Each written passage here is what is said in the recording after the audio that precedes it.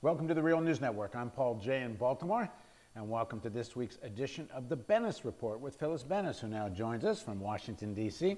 Phyllis is a fellow and the director of the new Internationalism Project at the Institute for Policy Studies in Washington. She's the author of many books, including Before and After, U.S. Foreign Policy and the War on Terrorism, and Understanding the Palestinian-Israeli Conflict, a primer. Thanks for joining us, Phyllis.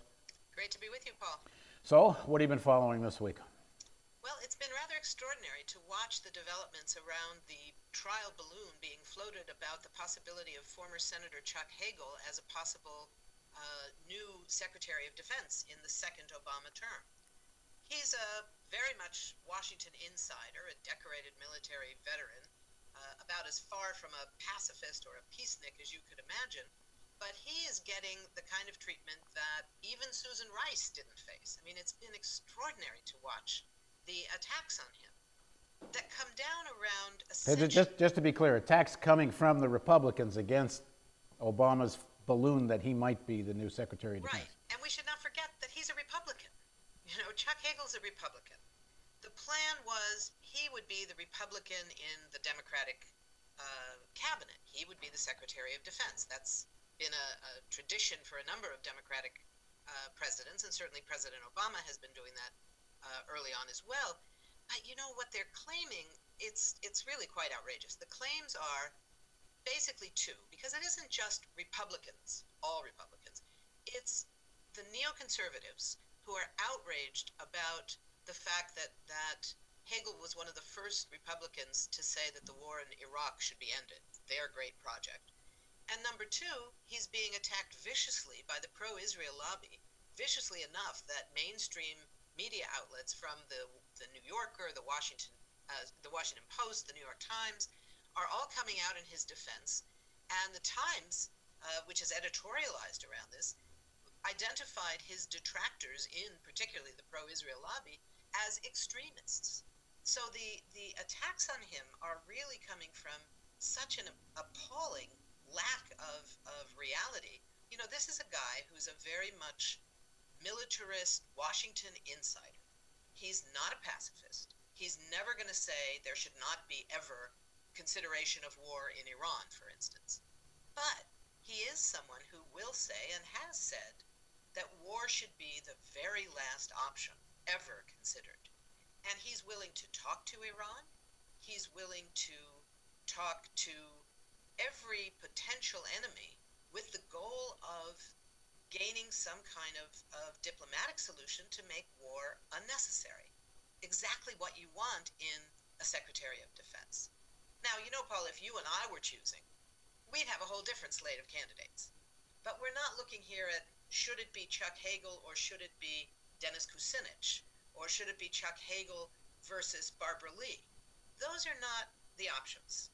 The options are, should it be Chuck Hagel, or should it be somebody like Michelle Flournoy, who was the deputy in Secretary of Defense in Obama's first term, and is very much a centrist at best on these issues, has never come out and said that I know of that the war in Iran would be a terrible thing, for instance. Or the guy who's the current deputy in the Department of Defense, in the Pentagon, who's very much an insider bureaucrat, if you will, not an ideologue, which I suppose is good, but is somebody whose whole focus is on non-proliferation. And that's always a dangerous idea when it's not tied to disarmament. Because then what you're saying is disarmament for everybody else, but we get to keep our nuclear weapons. So, you know, these are not good choices. And of these not great choices, Chuck Hagel emerges as probably the best there is. And in the context where he's being attacked so viciously by these powerful right-wing elements in the pro-Israel lobby and among the neocons, the idea that President Obama might actually cave into that pressure would be a terrible thing to watch. Now, it's kind of interesting that Hagel was even floated. It does suggest that this is where Obama's thinking is. I've commented several times on the Real News that in the primary campaign in 2008, President Obama on several occasions, then candidate Obama on several occasions, made what I thought was a kind of rational comments about Iran. One in particular was, if you didn't want Iran to be such a major player in the region, you shouldn't have invaded Iraq. But that's happened now. He sort of has been more realistic that U.S. policy has to take into account Iran as a serious player in the region, and you better deal with them. Right. And then, the problem is that we have not seen actions by the Obama administration to reflect anything close to those views. The efforts that we heard about, we will talk to Iran, and of course President Obama got a great deal of opposition when he said that. But the reality is we didn't talk to Iran in any serious way. The entire one-on-one conversations between U.S. and Iranian officials over the last 3 years amounted to less than 1 hour. So if you're serious about diplomacy, that's not going to work. Well, that was sort of my point, is the floating of Hagel is an actual attempt to say this next term, this is going to be, we're going to get serious about this now, because otherwise, why do it? It's hard to say. I mean, I would not want to put a whole lot of confidence that Chuck Hagel is going to be out ahead of President Obama on this one. Because, Chuck Hagel comes from where he comes from. He is still a traditional Republican. He would be the head of the military. He has been willing to say that the military budget should be cut. That's rather extraordinary for a Republican or for a potential Secretary of Defense. It is certainly possible that it's an indication and is being floated by the Obama White House precisely to assess where is public opinion on these questions of war with Iran, speeding up the withdrawal from Afghanistan, perhaps. But I don't think we know that. I think at this point, what we know for sure is that the far-right elements in the Republican Party, in the Israel lobby, are so much against him that the need to challenge that opposition, if you will, becomes one of the most important points. And as the Obama administration, they had to know this was going to be the reaction. I mean, AIPAC hates Chuck Hagel. And Hagel's opposition to the AIPAC was one of the organizations behind I believe it's early 2008 or late 2007, pushing this resolution calling the Iranian Revolutionary Guard terrorist organization. Right, and Hagel was one of those who said, this is crazy. He said it was crazy. You can't talk to people once you call them terrorists. But we should also be careful. Again, I think that understanding the danger of this campaign against Hagel and challenging this campaign against Hagel is very important. But I also think it's important that we not have illusions about what Hagel actually represents and what the Obama administration may or may not be indicating with this trial balloon. We should not forget what happened when another former senator, that being George Mitchell, was appointed right after Obama's first inauguration back in 2009. He was appointed to be the special envoy to the Middle East, to Israel and Palestine.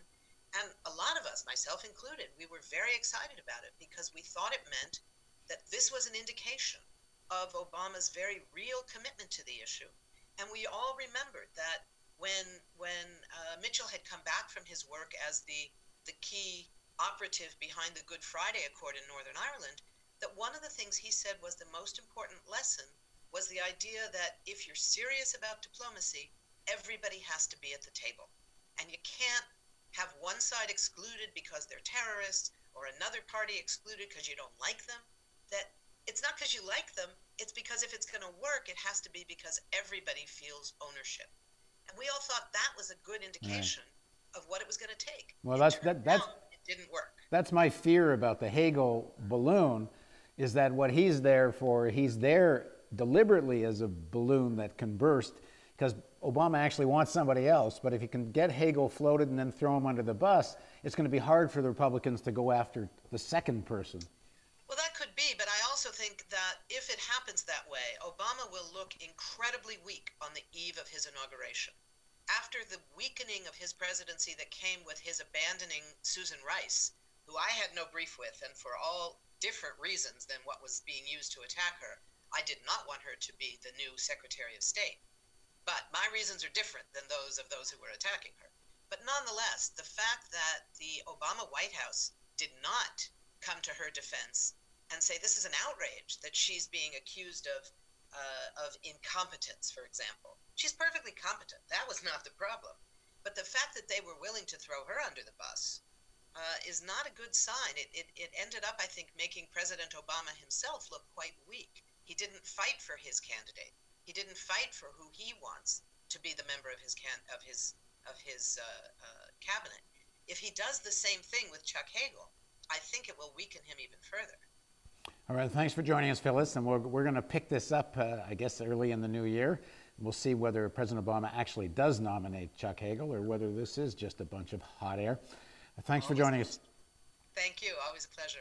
And thank you for joining us on the Real News Network.